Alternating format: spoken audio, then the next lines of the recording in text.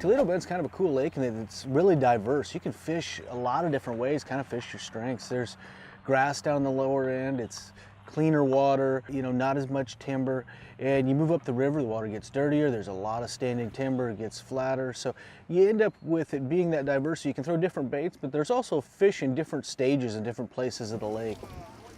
In the spring on Toledo Bend, a few baits that I really think are key to have tied on would start with a swim jig. I use a dirty jig, swim jig, no jack swim jig with braid. There's quite a bit of cover here, but a swim jig's a bait that is able to get through all that cover and get a lot of bites. The swim jig is going to come through. It looks like a bait fish for fish that are spawning, guarding fry, even fish that are post spawn, get up, shad spawn.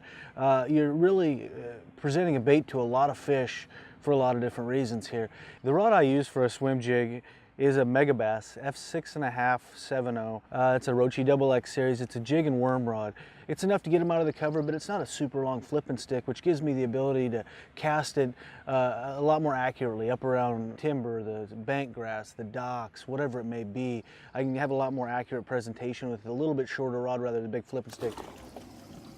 The all-time best baits on Toledo Bend is some sort of plastic, and really when these fish are shallow in the spring, a Z-Man Zinkers is hard to beat.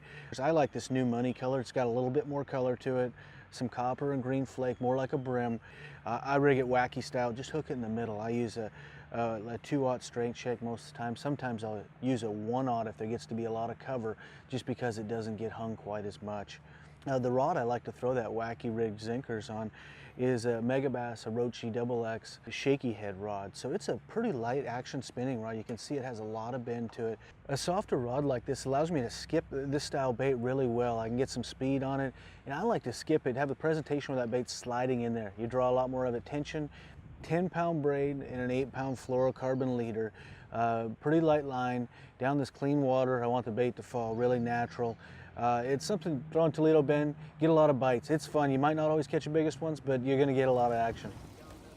Another must-have bait on Toledo Bend is a MEGABASS Vision 110, the Mag 110. It's not the regular 110, but it's a bigger version, the Mag 110. This is a lake with a lot of big fish in it, big bait. It's something that creates a lot more water disturbance, water color. Especially effective down the lower in the lake where there's a lot of grass. Definitely works all over, but you get over that grass, a jerkbait's something that is super effective here in the spring, and that Mag 110's my bait of choice. The rod I throw that on is a little bit heavier than a traditional jerkbait rod. It's actually the spinnerbait special.